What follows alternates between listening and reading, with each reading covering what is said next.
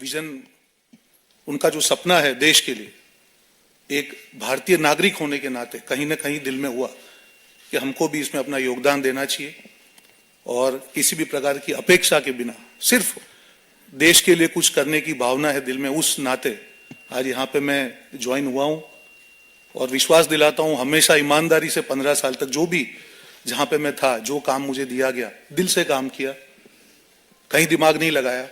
जो भी हुआ पास्ट में मैं नहीं जाना चाहूंगा। अब नई इनिंग आज शुरू कर रहा हूं पॉजिटिविटी से।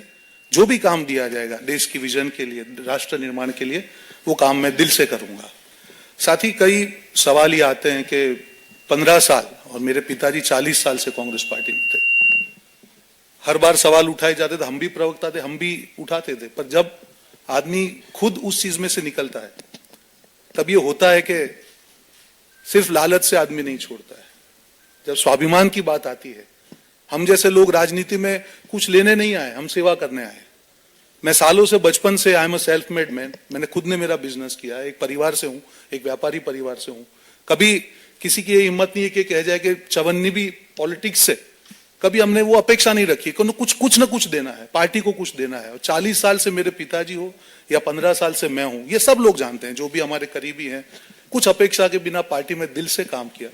पर जब ये लगने लगा कि एक ऐसी पार्टी जो विचारधारा की हम बात कर रहे हैं, और विचारधारा के दो मुख्य बिंदु, कोई भी पार्टी हो देश में, भारत देश में विचारधारा के दो मुख्य बिंदु है, एक राष्ट्रवाद की बात हो या एक सनातन धर्म के रिस्पेक्ट की बात हो, ये हर भारतीय के दिल में है।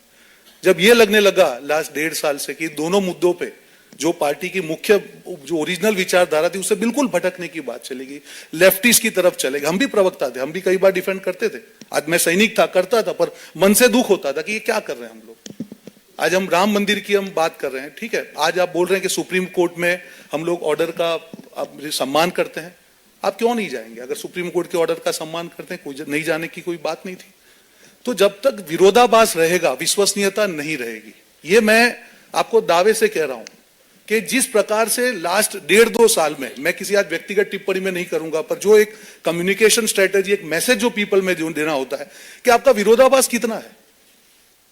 जो हमारे एक हैं, जो थे कम्युनिटी, जिनके नाम में राम है, वो सनातन के जब अपमान हो रहा था तो हमको ये कहा गया कि आप चुप रहिए।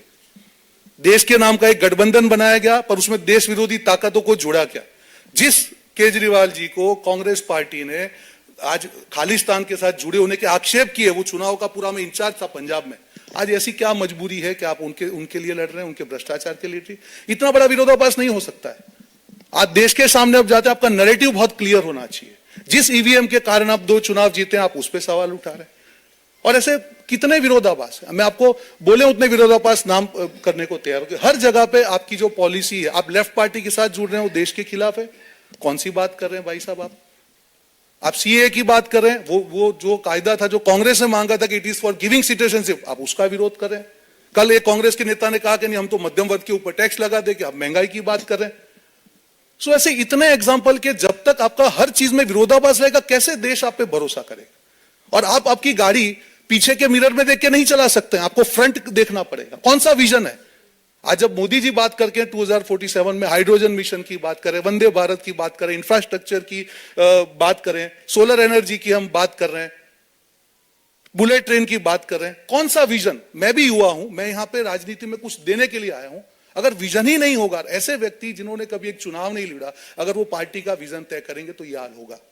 तो विनम्रता से मैं किसी व्यक्तिगत टिप्पणी में, जिस पार्टी ने 15 साल मुझे मौका दिया, मैं नहीं करूंगा। पर कहीं ना कहीं जो दिशा विहीनता के कारण, जो उनकी विश्वसनीयता चली गई है विरोधाभास के कारण, उसके आज ये मैं निर्णय ले रहा हूं। बात खत्म, नेगेटिव बात नहीं करेंगे। आने वाले दिनों में जो भी पार्टी जिम्मेदारी देगी, दिल से निभाएंगे, दिमाग से निभाएंगे, और राष्ट्र निर्माण में जो भी योगदान होगा, एक भारत देश के नागरिक के नाते, ये योगदान युवा होने के नाते दिल से इस योगदान को पूरा करेंगे। जय हिंद, जय भारत।